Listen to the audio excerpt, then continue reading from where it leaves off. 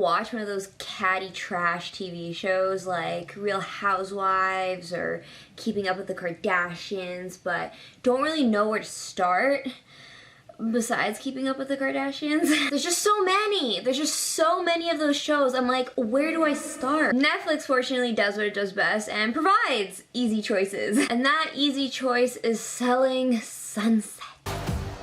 I'm Jason Oppenheim, and this is my twin brother, Brett. Together, we built and own the Oppenheim Group brokerage. The premise of this show is essentially these gorgeous runway model girls selling these $1 million homes in LA. As soon as you put gorgeous girls, but also gorgeous homes together, magic. I'm sold. I'm there. Let's meet the agents. We have Maya, the most purest, sweetest, humble, amazing soul on the planet. Maya's the type to not get herself involved and wrapped up in all the drama, and I can respect that. Her whole plotline revolves around, first of all, like this dude that's creepily hitting on her, even though she makes it very clear that she has a husband and has no intention of flirting with this guy. You can say that, beautiful. You add a lot of value to this. You cook?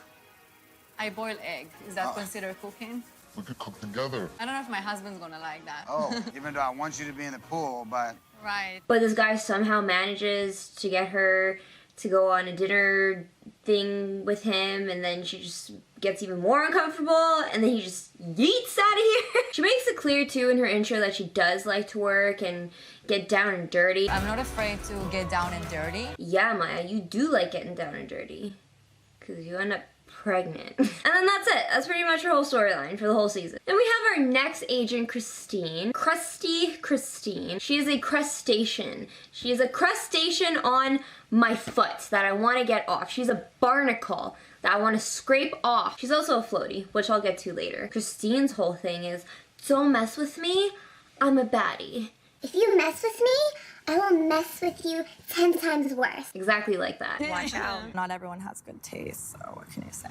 I just want to say whatever I want and no one to get offended. And it's just unnecessary. It's just that unnecessary girl that's unnecessarily mean for unnecessary reasons. She's all up in here thinking she's like a walking Picasso, that nothing can even touch her. She is the best agent to ever grace our existence. Good to see you. I talked to Jason. Yeah. We're reducing the price. You've got 3 months. Okay. You know, this is embarrassing for me. I'm not making excuses. I'm so sorry. I've decided to go with Crusty. She literally sells no homes. She literally has the most struggle selling homes. Girl, if you're gonna walk all up in here thinking that you're the Mona Lisa, at least prove it. She's mean to everyone, but the people that she's most meanest to are Heather and Christine. Sorry, Chriselle. Everyone's names are just so similar. Now, the beef between Christine and Heather is interesting because where is it coming from? Christine claims it's because of a client that Christine had first. What did I do to you? There was a client. I was helping him look for a house in the hills, and he made it seem like you were maybe poaching him as well. Okay, but did I know him first? I really think it's just because she can't handle another blonde in the room. She's best friends with Mary, so she's already friends with the other blonde in the company. You have 3 blondes in the company now, and that's just a problem. How dare you walk up in here being blonde? Now, the next big plot is a plot that ties in together with another plot, which is the juiciest plot of the entire season. Mary is another real estate agent who reminds me of Mary from There's Something About Mary, which is an interesting coincidence there. They have literally the exact same haircut and kind of look the same. I don't know. That's Mary, and then we're introduced to her boyfriend, Romain. Lettuce. They're pretty adorable. They have good looks and good looks. Their babies will probably either be swimsuit models or prime ministers one day. Speaking of babies, that's their main issue. So Mary is either 38, 39, one of the two, and Mr. Lettuce is 24. Age gap? Obviously, Mary can't produce kids after a certain time. And Mr. Lettuce is like, well, I don't really want kids right now, though. You want kids? I just feel like, you know, I don't know. I'm saying that I didn't plan to have kids, right now. How soon would you have them?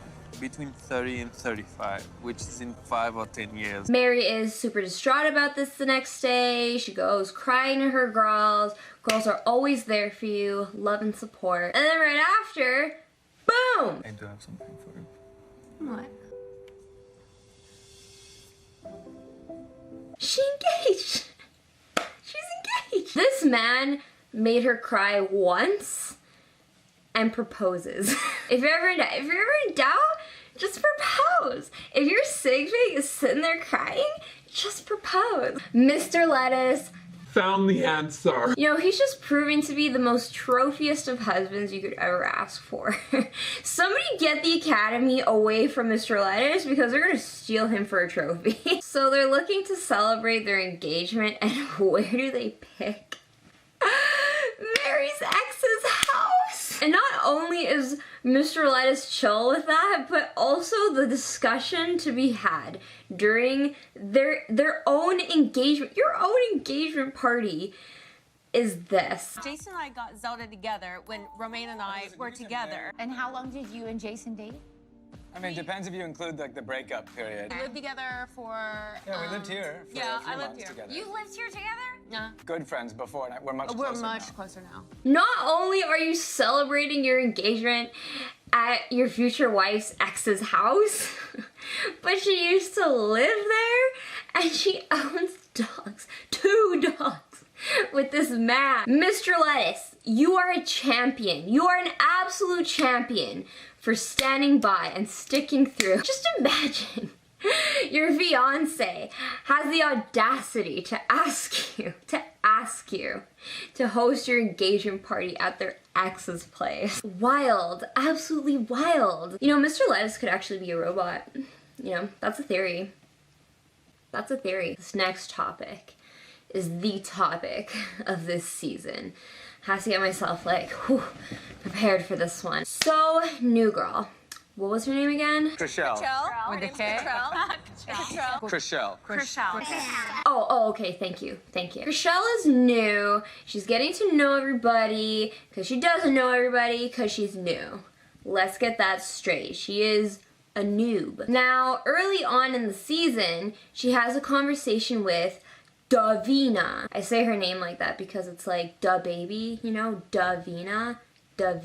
Just start saying it like that. Just say it like that. You'll get used to it. They have a private conversation about Mary and Mr. Lettuce. Now, Davina gets this conversation started. They're so sweet together, you know, but I was a little worried for her after their like rocky anniversary dinner or whatever. Her reaction kind of made me wonder. I don't know if it's fair to even ask someone at 25 if they want kids. And then, you know, Chriselle, she obviously is gonna continue the conversation and ask some things. Does Romain pay for his own share of stuff, do you think?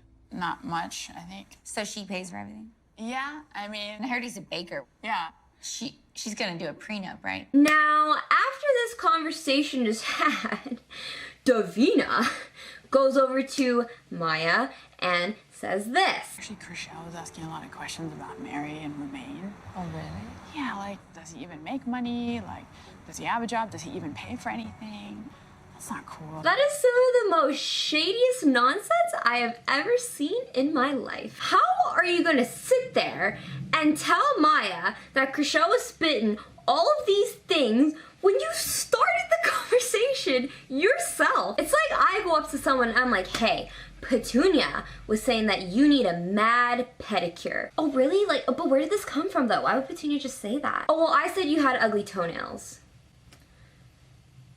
So, you can't just do that. You can't just do that. From the start, as soon as Mary went into the office showcasing her newly engaged ring, Davina has the audacity to say this. How do you feel about the ring being moissanite or not a real diamond, per se? Davina!